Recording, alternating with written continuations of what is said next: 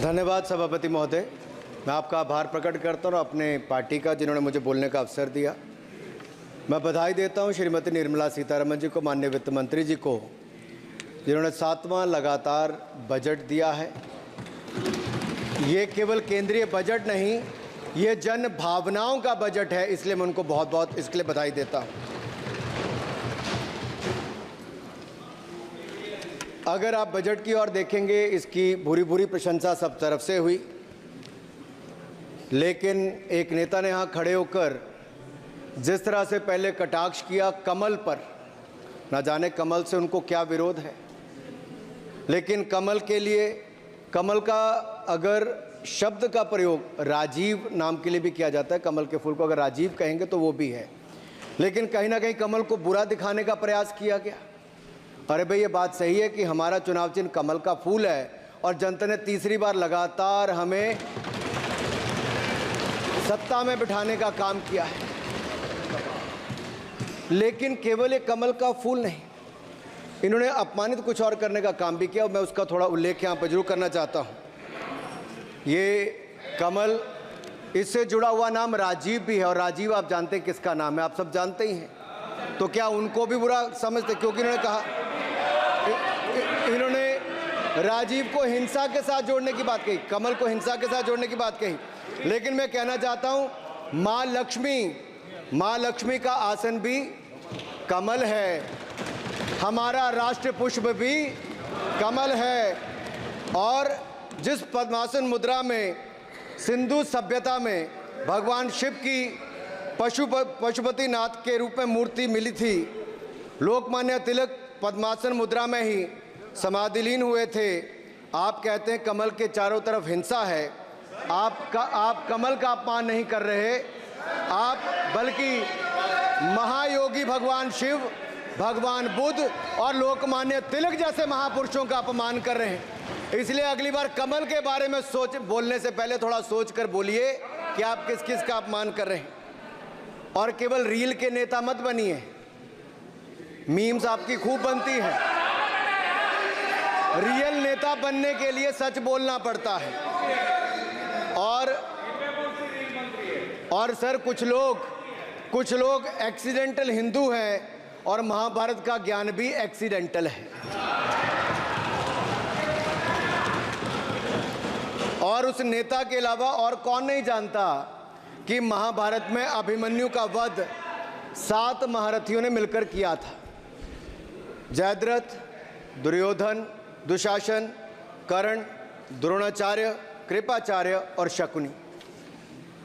लेकिन राहुल जी ने कभी महाभारत, शायद, अब मुझे तो पता नहीं, पढ़ा भी नहीं, पर देखा भी नहीं होगा शायद सर, मुझे लगता है अंकल सैम ने लिख कर दिया होगा, अंकल सोरोस ने लिख के दिया होगा, कहीं से पर्ची बनकर आई होगी और कूल डूड बनने का प्रयास किया होगा। मैं इतना ही कहूँगा, कल जो चक्रव्यूह में फंसाने की बात कर रहे थे, वो कर्ण को करना कह रहे थे, कृपाचार्य जी को कृपचाय बोल रहे थे। चलिए छोड़िए उसको। अध्यक्ष जी, कल तो ऐसा लग रहा था सदन के अंदर महाभारत पर इतना सारा ज्ञान दिया गया कि एक समय ऐसा लगा B.R. चोपड़ा के महाभारत के धारावाहिक का संगीत गूंजने लगा हो। और कहीं ना कहीं उन्होंने एक बार महाभारत पढ़ने के लिए फिर प्रेरित किया। मगर इस बार महाभारत पर मैंने एक नई पुस्तक पढ़ी, जो उनकी पार्टी के विद्वान सांसद, जो इस सदन के सदस्य भी हैं, उन्होंने लिखी है, और उस पुस्तक का नाम है the Great Indian Novel. Rahul ji को अगर महाभारत और चक्रव्यूह के विषय में विस्तृत जानकारी लेनी है तो अपने उस सांसद से वो संपर्क कर सकते हैं। और मैं बताऊंगा, शशि थरूर जी ने, शायद वही राहुल गांधी जी को बता दें या बताएंगे, नहीं तो मैं बता देता हूं कि आपने महाभारत और भारत के स्वतंत्रता संघर्ष को मिलाकर जो उपन्यास लिखा है, उसके पात्र कौन कौन है। इस उपन्यास में धृतराष्ट्र के रूप में किस नेता को दिखाया गया है, कौरव किस पार्टी को कहा गया है, इस उपन्यास में प्रिय दुर्योधनी कौन है। जब राहुल जी को इसका पता चलेगा तो मुझे लगता है कहीं ना कहीं शशि थरूर जी पर कार्रवाई ना हो जाए। लेकिन क्या है साहब, ये लोग तो संविधान दिखाते थे, पढ़ते नहीं थे। मैंने उस दिन पूछ लिया कितने पन्ने होते, तो वो भी नहीं बता पाए। मैंने उसके बाद पूछा कि ये जो आप संविधान की कॉपी लेकर चलते हो, इसका प्रीफेस पढ़ा है, इसका फॉरवर्ड पढ़ा है, इसकी प्रस्तावना किसने की है। के वेणुगोपाल जो सॉलिसिटर जनरल इनकी सरकार के समय भी रहे होंगे, सीनियर एडवोकेट हैं, या गोपाल शंकर नारायण जो सीनियर एडवोकेट हैं, उन्होंने उसकी प्रस्तावना की थी और प्रस्तावना में लिखा था कि कैसा काला अध्याय वो इमरजेंसी का समय था। और ये संविधान जो डॉक्टर BR अंबेडकर जी ने दिया, अगर ये नहीं दिया होता तो आम जनमानस को अपने अधिकारों का पता भी नहीं लगता। लेकिन इन्होंने तो उसको पढ़ा ही नहीं था, लेकिन केवल कॉपी दिखा रहे थे इतने दिनों से साहब। ऐसे ही महाभारत पर भी ऐसी हालत लग रही है। और मुझे लगता है, और नहीं तो गूगल दादा तो थे, इनसे पूछ लेते आप क्या करते हो साहब, साथ में कुछ बताया करो। सर इस उपन्यास के, माननीय सभापति जी, इस उपन्यास के मुताबिक जिस पार्टी के सर्वे सर्वा आप हैं, उस उपन्यास के वही कौरव पार्टी है।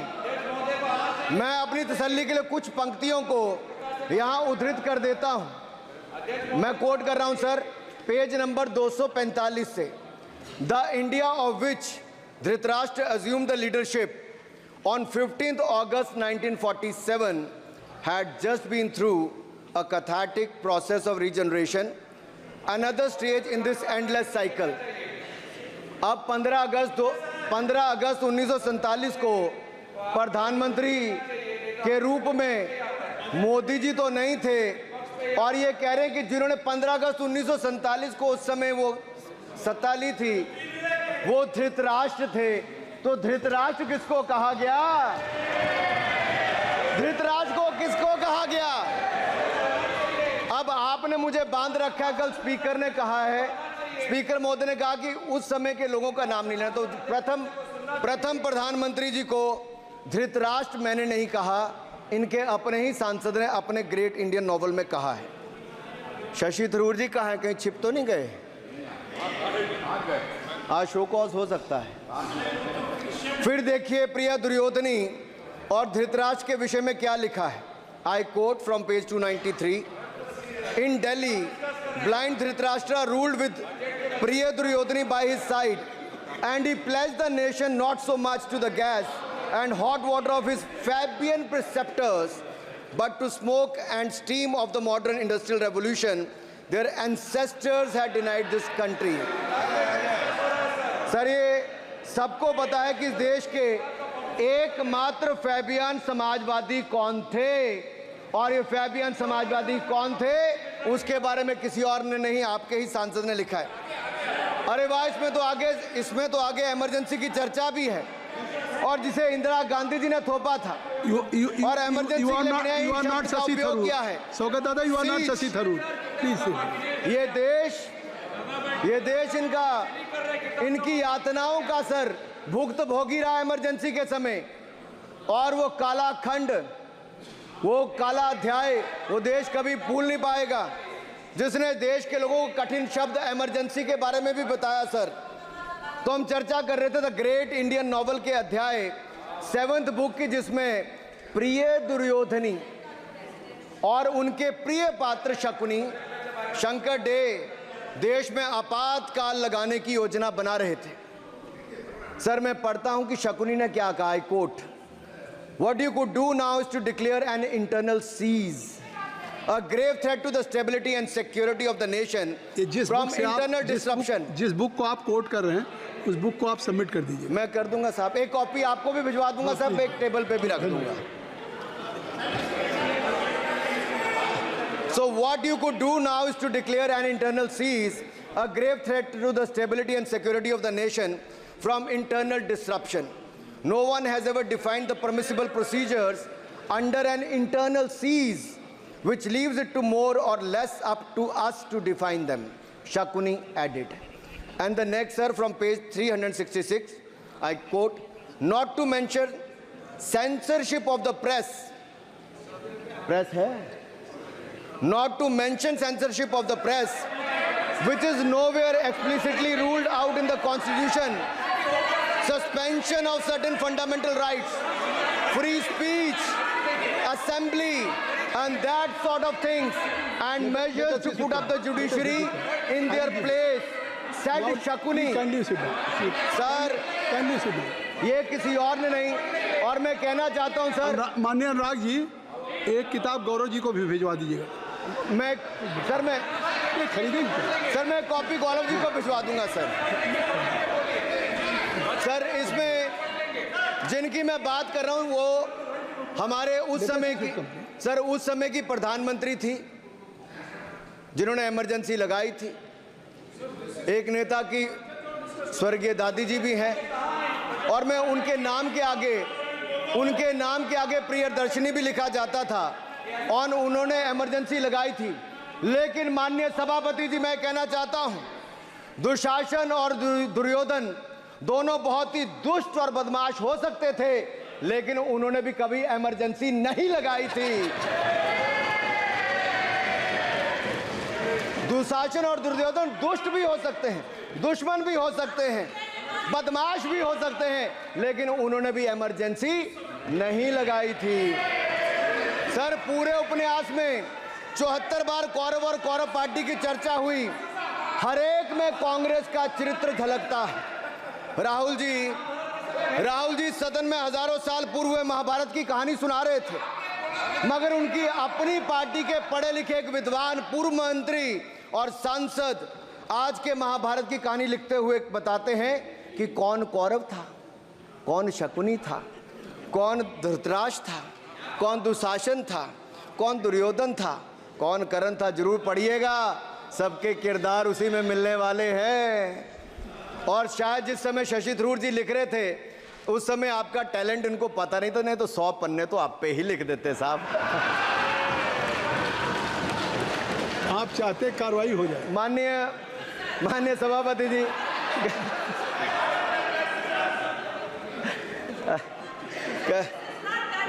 कल जब राहुल गांधी जी चक्रव्यूह पर बहुत ज्ञान दे रहे थे, तो पीछे दो लोग, कुमारी शैलजा जी और दीपेंद्र जी, बैठकर मुस्कुरा रहे थे। अब शायद राहुल जी वो पीछे हंस तो रहे थे, लेकिन आप एक बात जरूर कर लीजिए,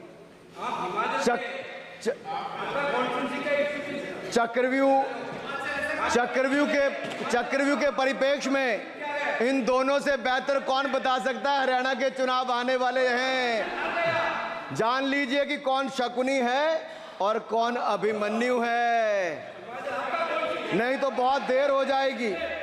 आपको एक और सुझाव है, और मैं इतना जरूर कहूंगा, आपने तो कई सारे चक्रव्यूह बनाने का काम किया सर, और जब उस समय किशोर अभिमन्यु पर कौरवों ने युद्ध नीति के विपरीत जाकर प्रहार किया था, तो मैं कुछ कहना चाहता हूं। इतने में पुत्र दुशासन ने पीछे सा था वार किया, निष्प्राण हुए एक गदा से सिर पर था प्रहार किया। मां धरती की गोद में वह आंख मूंद कर सो गया, अंबर का तेजस्वी तारा धूमकेतु सा खो गया। लेकिन कोई तारे का तेज फीका नहीं कर सकता, वीर गति पाकर अमर हुआ हो कभी नहीं मर सकता है। पुत्र सुभद्रा कुरुक्षेत्र में जिसकी अमर कहानी थी, 9 माह में सीखी विद्या जब 16 साल जवानी थी। अब उस अभिमन्यु को, जिसने सारे चक्रव्यूह को तोड़ने का काम किया, मैं इतना ही कहूंगा, चक्रव्यूह का प्रसंग छेड़कर आपने अच्छा किया। इस देश ने बहुत सारे चक्रव्यूह देखे, कांग्रेस का चक्रव्यूह सर, इसके 7 किरदार मैं बताता हूं सर। पहला कांग्रेस, सर नाम लेने के लिए मना किया, मैं दूसरी तरह से बोलता हूं। पहला कांग्रेस, दूसरे पहले प्रधानमंत्री NG, फिर तीसरा किरदार आईजी पूर्व प्रधानमंत्री, चौथा RG1 उस समय के प्रधानमंत्री, पांचवा SG, छठवां RG2 और सातवां आप सब जानते ही हैं। आप समझदार हैं, समझ गए होंगे।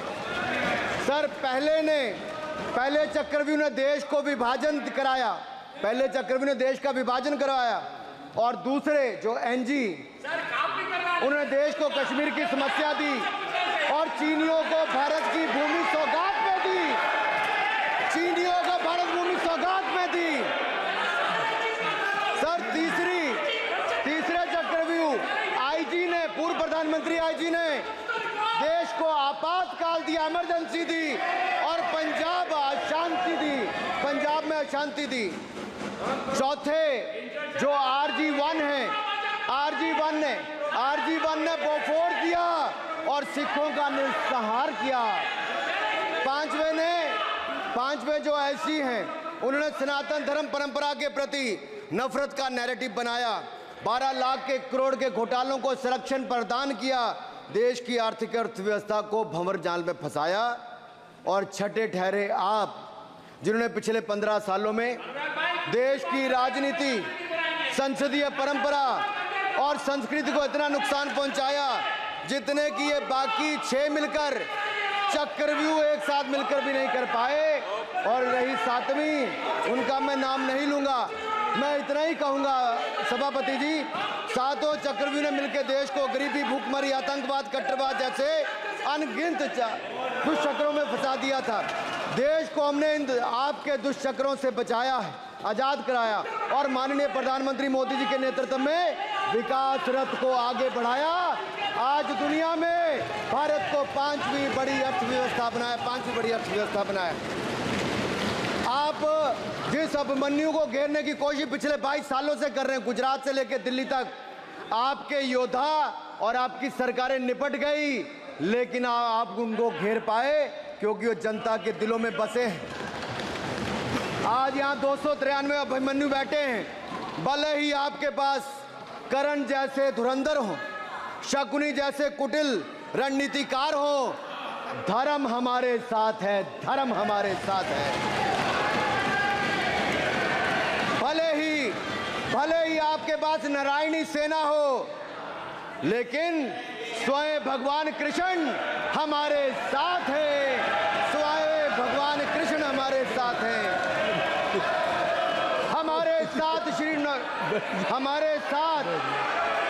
हमारे साथ श्री रघुनाथ तो किस बात की चिंता शरण में दिखाया। माननीय सभापति जी, हमारे साथ श्री रघुनाथ तो किस बात की चिंता शरण में रख दिया जब मात, तो किस बात की चिंता। हमारे साथ तो जनता रूपी रघुनाथ है और आगे भी रहने वाला है। आप देखिए, ये कल से हलवा बांटने की बात कर रहे थे। अध्यक्ष महोदय कांग्रेसियों के कंधे पर सवार होकर सैर करते हैं, जैसे मदारी के कंधे। सर इसको देख लीजिए। माननीय आप असत्य कहें, हम कार्रवाई का हिस्सा नहीं है। असत्य कहें। माननीय सभापति जी, I have already given ruling mister Venugopal ji, I have given ruling please. माननीय सभापति, असत्य के पैर नहीं होते, असत्य के पैर नहीं होते, और ये असत्य अक्सर कांग्रेसियों के कंधे पर सवार होकर सैर करता है। जैसे मदारी के कंधे पर बंदर होता है, वैसे ही राहुल जी के कंधे पर दल होता है। जैसे मदारी के कंधे पर बंदर होता है, वैसे ही राहुल जी के कंधे पर बंडल होता है, जिसे वो रोज यहाँ परोसते हैं।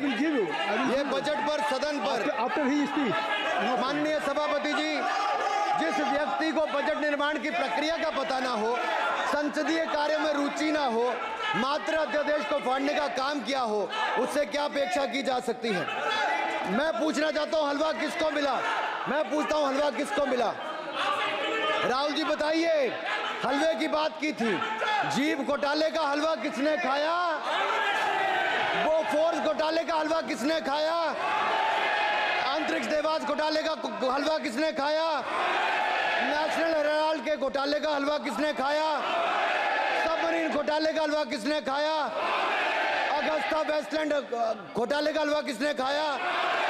2G स्कैम हलवा किसने खाया? कॉमनवेल्थ स्कैम का हलवा किसने खाया? कोयला घोटाले का हलवा किसने खाया? वाल्मीकि योजना घोटाले का हलवा किसने खाया? चारा घोटाले का हलवा किसने खाया? यूरिया स्कैम का हलवा किसने खाया? राहुल जी, हलवा मीठा था या फीका? माननीय सभापति जी, कुछ लोग ओबीसी की बात करते हैं। मैं ये कहता हूं, इनके लिए ओबीसी है। गौरव सुनिए, गौरव बड़ा इंपॉर्टेंट है। आप kindly address to the chair. माननीय सर, इनके लिए ओबीसी का मतलब है only for brother in law commission, only for brother in law commission. और only for brother in law commission के लिए काम करने वाली पार्टी अदर बैकवर्ड कास्ट की बात करती है तो आर्नी को भी पंखे के साथ लटकर आत्महत्या कर लेनी चाहिए। मतलब जिस पार्टी ने अपने पार्टी के अध्यक्ष जो एक पिछड़े वंचित समाज से आते थे, उनको धोती से खींचकर पार्टी से बाहर निकाल दिया हो, उसके शहजादे हमें ज्ञान बांट रहे। अरे साहब, इनको पहले तो एलओपी का मतलब समझना पड़ेगा। ये लीडर ऑफ प्रोपेगेंडा नहीं, लीडर ऑफ ऑपोजिशन है। इसका मतलब लीडर ऑफ ऑपोजिशन है। On behalf of सर, ये लीडर kindly listen me. माननीय अध्यक्ष जी, माननीय अध्यक्ष जी, मैं जवाब आपका दे रहा हूँ। माननीय सभापति जी, माननीय मंत्री जी, एक मिनट चुप सुनिए।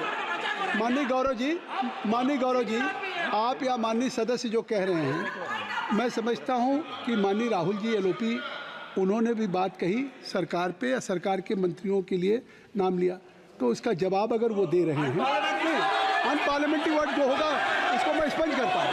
मैं अनपार्लियामेंट्री अनुराग ठाकुर जी। सर, माननीय अध्यक्ष जी, माननीय सभापति जी, आप देखिए, मैं इतना ही कहना चाहता हूं कि अब बंद कर दें, क्योंकि एलओपी का मतलब लीडर ऑफ प्रोपेगेंडा नहीं, लीडर ऑफ ऑपोजिशन होता है। अब संधि है, ठीक है, असत्य निराधार। जी सर, जी, उसके ठीक है, निराधार है सर। ओबीसी की बात, जनगणना की बात बहुत की जाती है। माननीय सभापति जी, जिसकी जात का पता नहीं वो गणना की बात करता है।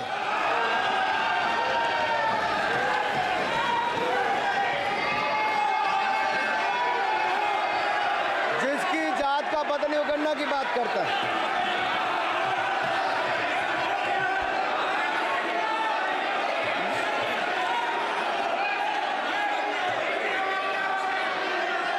माननीय सभापति जी,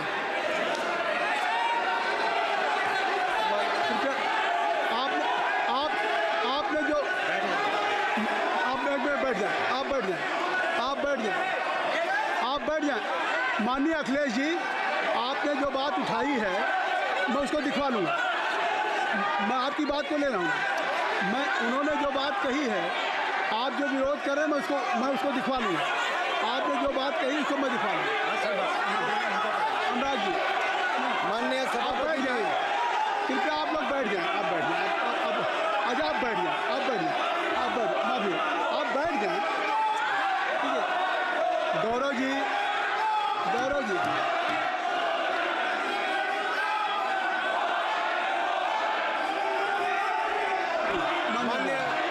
माननीय सभापति जी, मैं आपको याद कराना चाहता हूँ, इसी सदन में एक पूर्व प्रधानमंत्री जी ने RG1 ने ओबीसी को आरक्षण देने का विरोध किया था। RG1 ने ओबीसी को आरक्षण देने का विरोध किया था। एक मिनट माननीय मंत्री जी, एक मिनट। लीडर ऑफ अपोजिशन बोलना चाहते हैं, आप लोग बैठ जाएं।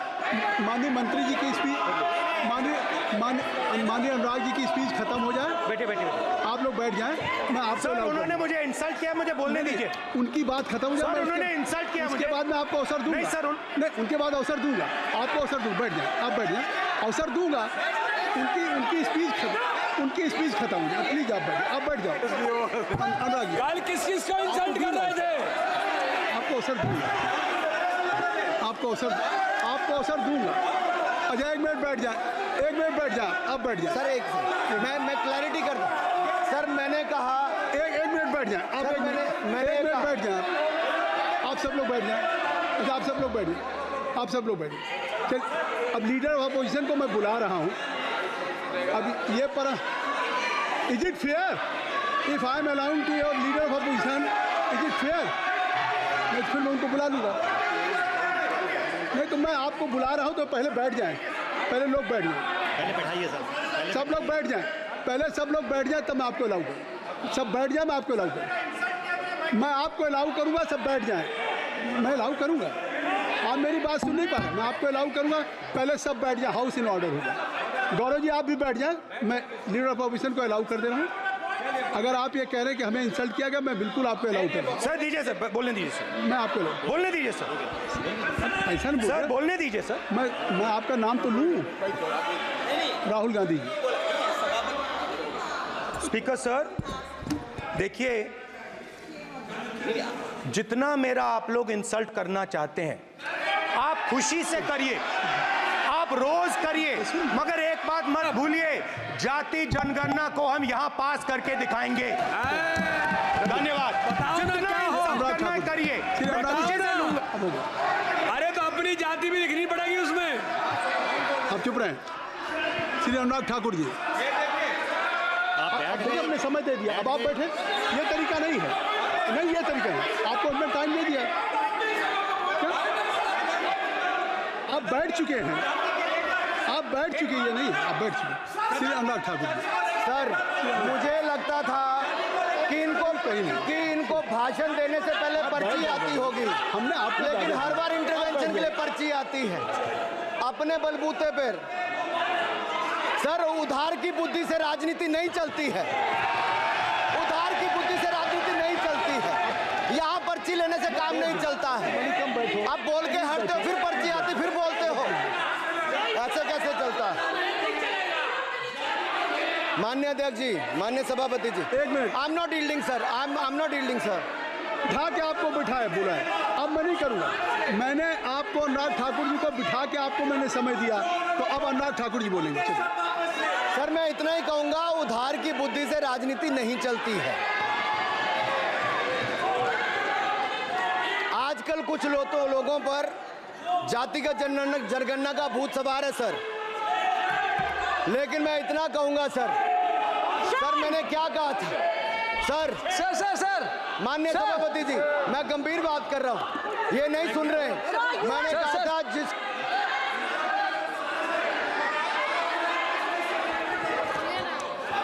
ठाकुर टैगोर प्लीज। माननीय सभापति जी, I have already given an माननीय सभापति अपॉर्चुनिटी जी। टू राहुल गांधी जी। राहुल गांधी जी अपनी ही हैज एक्सप्रेस हिज फीलिंग, जो उनको था। नहीं आप बेल से बाहर आ जाए, कृपया आप बेल से आ जाएं, फिर मैं उनको फिर समय दे दूंगा। जी सर मैंने कहा था कि जिसको जात का पता नहीं वो गणना की बात करता है। मैंने नाम किसी का नहीं लिया था सर, नाम तो किसी का नहीं लिया था, नाम किसी का नहीं लिया था, लेकिन जवाब देने कौन खड़े हो गए? सर मैं कहना चाहता हूं माननीय सभापति जी, अगर आप देखेंगे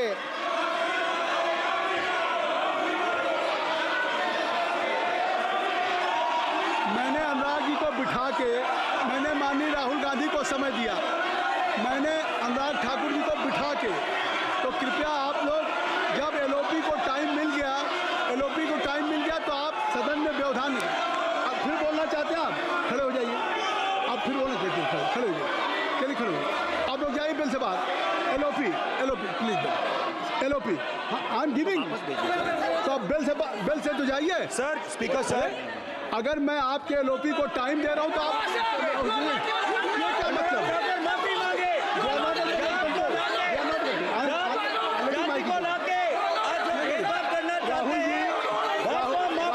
राहुल गांधी जी, हमने आपको समय दिया, अपने मेंबर से कहिए कि बैठे तब तो आप बोलेंगे, बैठिए तब तो बोलेंगे भाई। राहुल गांधी जी कह रहे तब तो बोलेंगे। आप अंदर आइए, चलिए। आई सबको ले जाइए प्लीज। सर माइक लीजिए सर। एक मिनट, माइक मिल जाएगा आपको, माइक मिल जाएगा। बेल खाली कर दीजिए। इतनी अच्छी वर्षा पूरा देश इतनी अच्छा बजट पे स्पीच दे रहा है। You have already spoken. Rahul ने कह दिया अभी हम, अब आप अपने लीडर का सम्मान करें। हमने आपके लीडर को दूसरी बार फिर बुला रहा हूं, आप अपने लीडर का सम्मान करें। हाउस के एलओपी हैं और अगर मैं उनको दूसरी बार बुला रहा हूं, उनको बिठा दिया माननीय सदस्य को, तो कृपया आप लोग तो कम से कम इस बात को महसूस करें। मिस्टर केसी मैं please don't be mister Rahul Gandhi आप लोग बैठिए। राहुल स्पीकर सर, बोलने का मन क्या था? स्पीकर सर, सर माइक नहीं सर, माइक यहाँ से नहीं जाता। स्पीकर सर, मैं नाम जो ले भी लूँगा, माइक आ जाएगा। स्पीकर सर, जो भी इस देश में दलितों की, आदिवासियों की, पिछड़ों की बात उठाता है, जो भी उनके लिए लड़ता है, उसको गाली खाना ही पड़ता है। और मैं ये सब गालियां खुशी से खाऊंगा, क्योंकि महाभारत की बात हुई तो महाभारत में अर्जुन को सिर्फ मच्छी की आंख दिख रही थी, उसी प्रकार मुझे सिर्फ मच्छी की आंख दिख रही है। जाति जनगणना हम करा के दिखाएंगे। खत्म। आपको जितनी गाली देनी है आप दीजिए, हम खुशी से लेंगे। धन्यवाद। गौरव, धन्यवाद। श्री अनुराग ठाकुर जी। गौरव जी, नहीं गौरव जी, आप देखिए। गौरव जी, आप तो हमें समय दीजिए। खत्म हो जाएगा सर। श्री राहुल गांधी, खत्म हो जाएगा सर। श्री राहुल गांधी प्लीज राहुल गांधी जी, ये तय कर ली। मुझे जब आप चाह रहे हैं मैं आपको बोलने का अवसर दे रहा हूं। हाँ सर, तो कम से कम गौरव जी आपके बोलने के बाद ऐसी परिस्थिति न क्रिएट करें कि सदन को चलाने की जिम्मेदारी जितनी सत्ता पक्ष की है उतनी प्रतिपक्ष भी है। अनुराग ठाकुर जी ने मुझ पर गाली दी है। नहीं, कोई बात नहीं। मुझे सब बोलने दीजिए सर। मुझे उनको बोले सर, अनुराग ठाकुर जी ने मुझे इंसल्ट किया है, मगर मैं अनुराग ठाकुर जी से कोई माफ़ी नहीं चाहता हूं। मुझे कोई माफ़ी की ज़रूरत नहीं है। मैं लड़ाई लड़ रहा हूं। जितनी आपको गाली देनी है मैं आपसे कभी माफ़ी नहीं मांगूंगा। मुझे आपकी माफ़ी नहीं चाहिए। राहुल गांधी जी, मैं चेयर पे हूँ और चेयर का काम है कि अगर कहीं भी कोई असंसदीय या किसी को गाली दी गई तो मैं उसको देखूंगा, मैं उसको कार्रवाई निकालूंगा, मिस्टर के उसको निकलवाऊंगा। ठीक है, आप नहीं कर रहे हैं, लेकिन अगर दी है तो मैं उसको कार्रवाई का हिस्सा दिखवा के उसको स्पंज करूंगा। ठीक, आपने कह दिया। सुन रहा हूँ मैं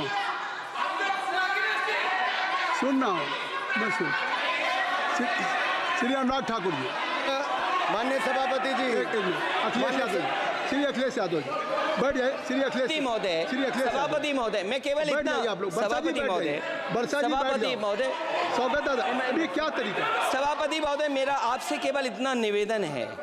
माननीय मंत्री रहे हैं, बड़े दल के नेता हैं, मंत्री रहे हैं, बड़ी बात कर रहे थे। मैं महाभारत, शकुनी, ये सब बातें कह रहे थे, दुर्योधन तक यहाँ ले आई है।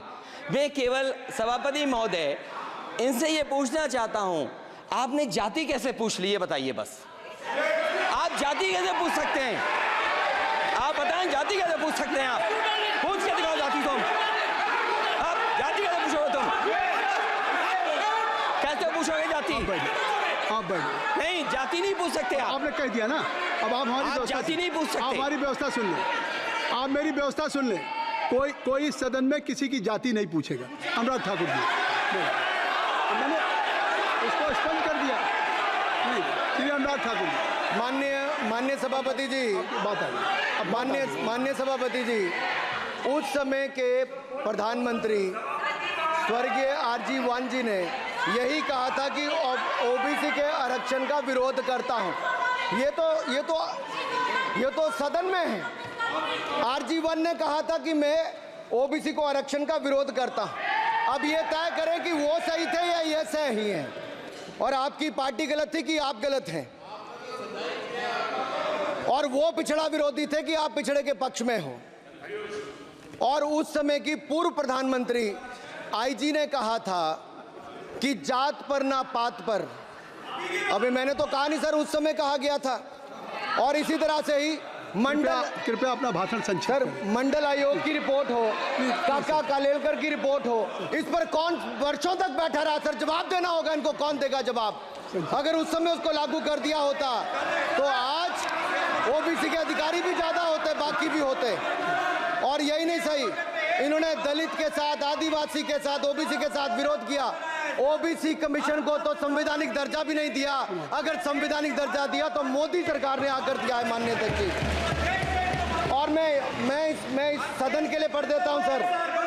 नेहरू जी ने 1961 में आरक्षण के विरुद्ध में लिखा था, I quote, I react strongly against anything which leads to inefficiency and second rate standards. I want my country to be a first class country in everything. The moment we encourage the second rate we are lost. I unquote. ये किसने कहा? देश के पहले प्रधानमंत्री ने कहा। आप उससे सहमत हो कि नहीं सहमत हो बताइए? माफी मांगोगे उसके लिए कि नहीं मांगोगे? कृपया चेयर को आप एड्रेस करें। आप चेयर को एड्रेस करें अनुराग जी। सर मैं इतना ही कहूंगा और समाप्त करें। लहजे में बदजुबानी, चेहरे पर नकाब लिए फिरते हैं, वो जिनके खुद के बही खाते बिगड़े हैं वो हमारे हिसाब लिए करते हैं। बहुत बहुत धन्यवाद। नहीं सर, मेरे एक मिनट सर, मैं एक बात क्लियर कर दूं सर, मैंने किसी का नाम लेकर नहीं कहा, लेकिन कोई अपने आप क्यों खड़ा हुआ? मैंने किसी का नाम नहीं लिया था। आप रिकॉर्ड चेक कीजिए सर, आप रिकॉर्ड चेक कीजिए।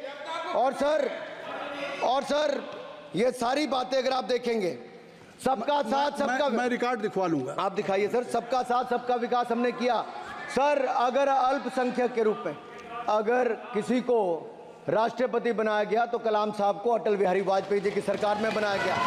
रामनाथ कोविंद जी को एससी समाज से आते थे, राष्ट्रपति बनाया गया तो मोदी जी की पहली सरकार में बनाया गया। एक महिला ट्राइबल को अपनी क्षमता के आधार पर अगर देश का राष्ट्रपति बनाया गया तो द्रौपदी मुर्मू को हमारी सरकार। अगर ओबीसी प्रधानमंत्री है तो आज माननीय प्रधानमंत्री मोदी जी। आज सबसे ज्यादा मंत्री एससी एसटी ओबीसी है तो हमारी सरकार में। सर मैं इतना ही कहूंगा। समाप्त करें सर, मैं 2 मिनट में खत्म। Sir 2 minute. Sir MSP, sir ये एमएसपी की बात कर रहे थे सर। एमएसपी कौन लाया? एमएसपी सर 61 के युग में, उस समय के पहले प्रधानमंत्री जी ने लाए, लेकिन इन्होंने उसको गारंटी क्यों नहीं दिया भाई? 61 के बाद 66 में आप लाए। आप इतने सालों तक क्या करते रहे? क्यों नहीं आपने प्रावधान उसका किया? सर दूसरा मैं कहना चाहता हूं, कर्नाटक में 1200 किसानों की आत्महत्या की। 1200 किसानों ने गए आप मिलने के लिए। कितने एससी एसटी ओबीसी थे? कितने एससी एसटी ओबीसी थे?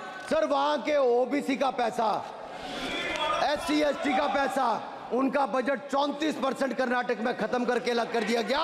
पूछा आपने क्या उनसे? कौन किया? और सर यही नहीं, मैं पूछता हूं सर मैं पूछता हूं इनमें से सर। अब आप संक्षिप्त समाप्त करें। आप समाप्त सर एक मैं कहना चाहता हूं सर आप देखिए ओबीसी के लिए आज ओबीसी का कोटा खत्म करके अगर मुसलमान को आरक्षण देने की बात कोई करता है तो आपकी आंध्र कर्नाटक आपके कहने पर वो लोग करने की बात करते हैं। आप यहाँ पे ओबीसी की बात करते हो सर। माननीय सभापति जी, मैं एक बात और कहना चाहता हूँ यहाँ पर। एक बात सर, अग्निवीर की बात कही गई और अखिलेश यादव जी ने मेरा नाम लेके कहा।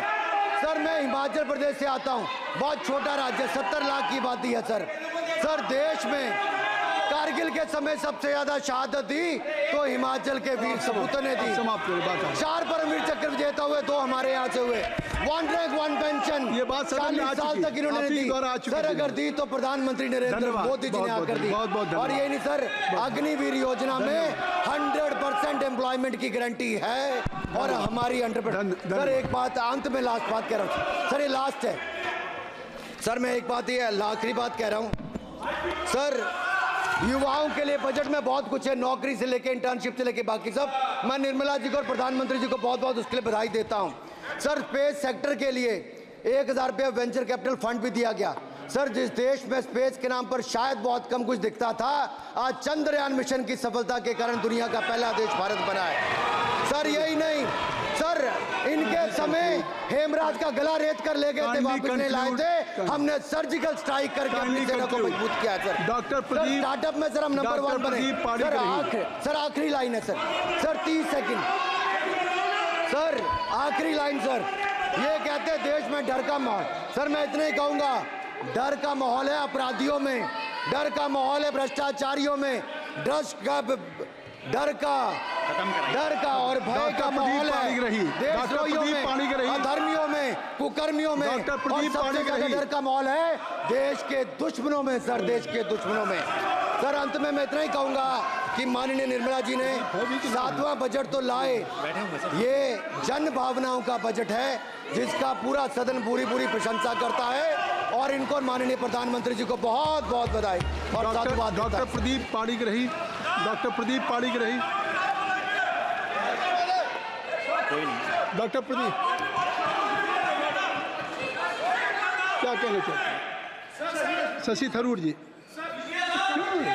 Rule 353. Mr. Premchandran ji. He has not. He cannot take my name repeatedly without notice. No. I have given whatever you wanted to raise. Already LOP has raised the issue. Akhilesh Yadav ji has raised. No point of order. No point of order. No. Nothing. Shashi Tharoor जी, अब तय कर लीजिए आप लोगों में। Doctor Pradeep Panigrahi. Sir, I'd like to speak for a minute. Shri Vishnu Pada Ray ji. Mr. Chairman, sir, let me point out he has repeatedly taken my name. Sir, he has repeatedly taken my name. एक बढ़िया खबर है, आप भी सुन लो, आपको जरूरत है, आपका भला होगा। मोदी जी ने ऑयल एंड गैस का नाम पर अंडमान में 4 जगह में अक्टूबर में ऑयल ड्रिलिंग काम शुरू हो जाएगा। ये मोदी जी वो नहीं है। चलिए। नंबर 2 भाई प्रदीप किसने बेचा था सर? भाई प्रदीप मिर्जापुरी इंपल का राजा लोग आए थे, चेन गैंग बना के जेल बनाया था भाई प्रदीप। इस पार्टी ने भाई प्रदीप बेचा था कैसीनो का नाम पर, जुआ खेलने का नाम पर बचाया था। मैं विष्णु बौद्धराय एंटनी माफी मांगा था, भाई प्रदीप बेचा था इन लोगों ने। उसका माताजी ने बना था बफर जोन चारों रिजर्व अंडमान निकोबार जी। देखो क्या बना है मोदी, आपने क्या बनाया। जय हिंद, भारत माता की जय। डॉक्टर प्रदीप पाणिग्राही।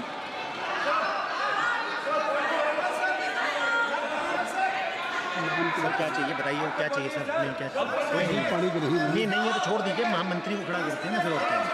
मंत्री जी को बुला लीजिए। शशि थरूर जी। लो सुन लो सर, ये 353 allegation. Sir, I just want to point out, sir, that under rule 353, the honourable member has no business taking my name repeatedly without providing notice, sir. And the notice was not given.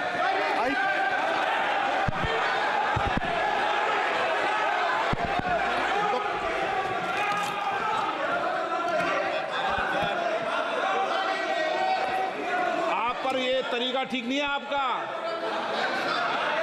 ऐसा नहीं है। बोलिए क्या point of order है, number बताइए point of order का। Point 353, sir. 353 He has दोबारा। taken my name without notice. अब आप लोग 352 और 353 को पढ़ी लो। आज सुनो एक बार, बैठो। Sir, I have been, पढ़ लो इसको। Yes, I have the right to पढ़ाते हो respond, मुझे sir. डेली के daily. Sir, I have the right to respond. Do I not? पढ़ाओ, बोलो। The gentleman has repeatedly taken my name and quoted me. I mean, I should be grateful that he has revived a 35-year-old book of mine, which he has quoted extensively, the great Indian novel published in 1989, which is a satirical novel, which unfortunately the gentleman has missed the satire. I do want to point out, sir, that the fact is that we have recently fought the elections of 2024 and not the elections of 1989. So that's the first point, is to understand the context in which this has been written. Second, and more important, sir, I think it's important to understand that whereas many things have been said in the course of writing novels, there are also many subsequent books I have written which he could have quoted where he may be somewhat less happy with the result. And thirdly, sir, as far as there are many, many people on that side of the fence who have said many things far more recently against their own party, which he should remember can also be quoted back at them. So I think at this point, sir, this is not a literary discussion. I'm grateful for this, but I don't believe this is the right way to proceed in this matter. Thank you, sir. Sir अगली बार नए novel का इस्तेमाल कर लेंगे sir. सारे सदन को रोज सदन में इस किताब को उठाते हो आप, और रोज एक कानून उठाते हो 352, 353 बाइबल है। तो ये दो बाइबल के दो अंश आज मैं पढ़ के सुनाता हूँ पूरे सदन को इस बाइबल।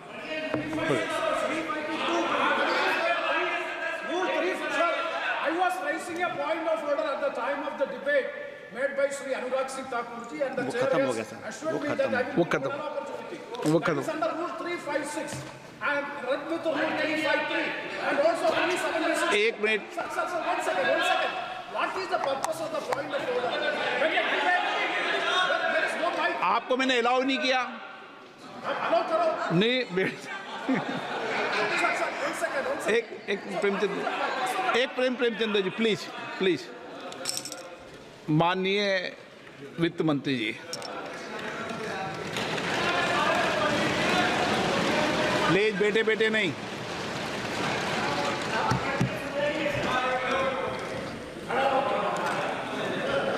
Sir, thank you.